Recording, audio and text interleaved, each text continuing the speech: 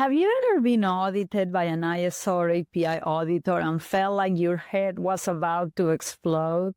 If so, I totally understand you because I was in your shoes once. So in this video, I will tell you the 5 common questions every ISO or API auditor asks, and more importantly, how you and your team can confidently answer them. Whether this is your first audit or a periodic audit, mastering these will not only make your ISO or API audit go smoother, but also ensure that you pass your audit with ease. So let's dive in.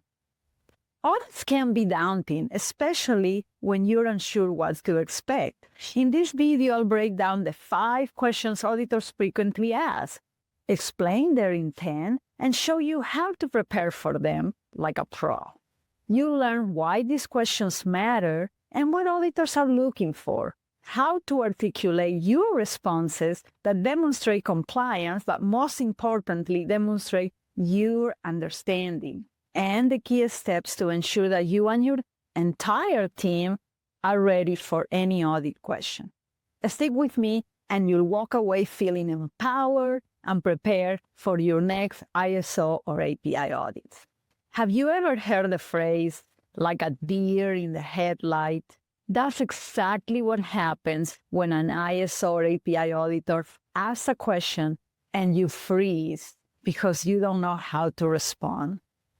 The ironic part, most of the time, you do know the answer, but the sheer surprise of the moment leaves you staring blankly like a deer caught in a bright light. I'll never forget a moment where I was conducting an audit as a lead auditor, and I asked one of the employees a simple question. What are your objectives? The employee just stared at me, completely lost. To help, I tried prompting, do you know if your department has objectives? Have you ever been trained on them or seen them? The employee shook his head and said, no, I don't think so. At that point, their escort, who had been standing nearby, jumped in with an incredulous look and said, I literally trained you on this yesterday. This is exactly what happens when employees aren't prepared for the types of questions they'll face in an audit. Sure, they might have been trained, but there's a big difference between hearing the information and understanding it and rehearsing it well enough to respond confidently. Auditors' questions aren't random. They are designed to test how well your management system works and how deeply your team understands it. Whether you pass smoothly or freeze under pressure often comes down to preparation and knowing what to expect. And that's exactly what this video will help you with. So let's review the 5 common questions auditors almost always ask and how you can prepare how to answer them like a pro. The first question is, what is your policy? This can be your quality policy, safety policy, environmental, or information security policy, depending on the standard you're certifying to. And this isn't just about having the policy written down, it's about ensuring your employees understand it and can articulate it and explain it, how it applies to their work. If I was the employee and I was asked this question, I could go where my policy is. In this case, for example, this is our own integrated management system. So I will go to our quality and information security policy, and I could actually take my time to read it or read it to the auditor. But then as the auditor asks me whether I understand it or what I understand from it, I could tell them the relevancy of it in my own words.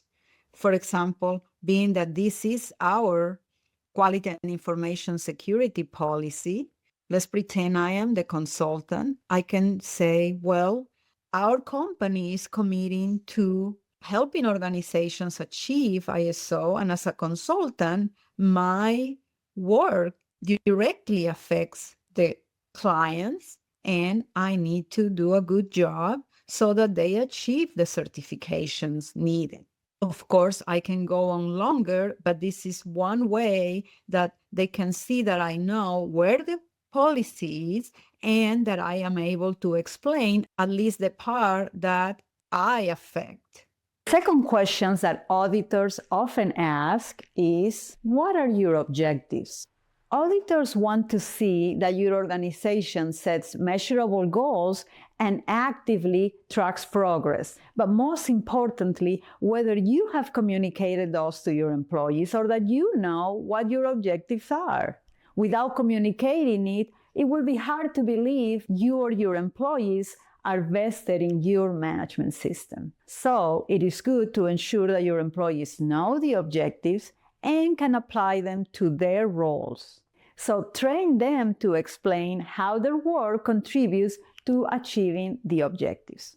Now, if I have been asked about my objectives, then I will go to the area where my objectives are, which could be on a board also, or I could just go to my software if you have one, and you can show your objectives. These are our actual objectives in our company. And again, I'm going to pretend I am the consultant. So in our case, I have two objectives. One is to provide the most expert advice to clients and obtain zero major NCNs during a stage 2. And another one is to obtain also zero minor NCNs. So if I look at the first, it appears that we have been doing wonderful. And this is what I will show the auditor. Hey, this is where my objective is, and there are no nonconformities. So we have been doing great. Now I can show the second one. And in this case, we have had some minor nonconformities. So I have to show them that, yes, in Q1 of 2023, we met our goal, but then in Q2, we had a few that we didn't surpass our trigger point, and then we were okay. But then somewhere around Q2 of 2024, we actually had a client that, in average, we had 3.34 nonconformities obtained. So we surpassed the trigger point. And as you can see, there was a corrective action created. So I can also show the auditor that. And in essence, by showing all of this, I am demonstrating that I know my objective, I know what is happening, I know what we did when we didn't meet the objective, and clearly show that I also am vested on this objective. The third question is, where can you find your procedures? The intent of this question is to ensure that employees know where to find their procedures that they need to do their jobs correctly and consistently. It doesn't matter if it could be procedures, work instructions, forms, manuals. Just procedure means the documents. This question also checks whether the organization has a robust document control system. So some recommendations for you is to make sure that you or your employees can quickly locate these documents relevant to their jobs and ensure they understand which documents are actually relevant to them and that you can explain them and you can even demonstrate them. On the question of procedures, I should be able to take the auditor through our procedures so I can show them where they are, but I can also show them that I know where my procedures are. So in this case, I continue to pretend I'm the consultant, so I could show them the procedures, and the auditor may ask me to open one of them. And so probably I could open one, and ideally, I am knowledgeable of this procedure, obviously, and I can actually walk them through it if that's what they want to see. I can show them process map, and I can walk them step by step on how I will do that when applying it to a real consulting job. And this will demonstrate that I know what my procedure is and that I know basically about the procedure itself. The next question is, what do you do if you find a nonconformance or a potential improvement opportunity. Auditors want to know if your company has a continual improvement culture and whether they have an effective process for handling issues, such as identifying nonconformances, addressing them, and preventing recurrence. So, empower your employees through training to understand nonconformance, root cause analysis, and corrective actions. Clearly define and communicate the process for reporting nonconformances and improvements. Walk them through an exercise of logging an NCR, a CAR, or a safety incident in your management system software or paper-based system if that's what you have. Involve them or assign them to conduct root cause analysis and corrective actions in some of these issues so they clearly understand what happens. And in this case, I will be able to show them where we log. In our case, we will go through the CIPs and I can show them what we have, but I can also try to create one.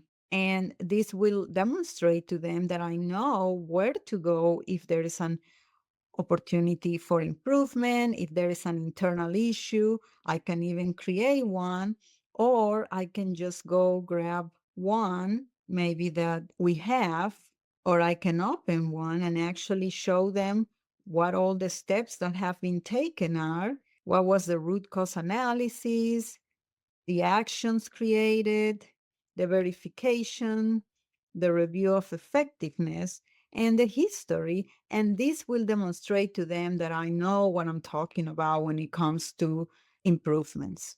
Another question is, what are your responsibilities? This question evaluates whether employees understand their roles and responsibilities in maintaining the management system effectiveness. It also checks whether responsibilities are clearly defined and documented. So some tips to make sure that these questions are answered correctly is to make sure that you regularly review and update these responsibilities, but also provide employees with clear job descriptions that outline their responsibilities towards your management system. Ask them to read and also to sign them as a confirmation of their understanding and agreement. And train them to articulate how the responsibilities contribute to the growth of the company or to meeting the company goals. And finally, if the auditor asks me about my responsibilities, I should be able to find out where my job description is. And I should be able to open it and show them what my responsibilities are. I should be able to let them know that as a consultant, I'm supposed to manage projects, provide clients with a specific knowledge, and that I may also have these other responsibilities. And I should also be able to tell them that I need to comply with the requirements of the standard that our company complies with. So it is okay to open these, to show them, to read to them, and explain my own words. Will there be other questions asked? Absolutely. There's going to be many more questions, but these 5 questions come back often and usually at the beginning of the interview by the auditor. Therefore, acing through these questions will likely put you and your auditor in a better frame of mind and at ease during the audit interview. By preparing and rehearsing with your team to confidently answer these 5 essential questions, you're setting the stage for a successful audit and a stronger management system. Remember, an audit isn't just about getting certified, it's about building a culture of awareness, responsibility, and continual improvement. If you want more tips on audit readiness, be sure to watch our video on how to pass an audit. And if you're wondering how to choose the best registrars for your certification, watch our next video.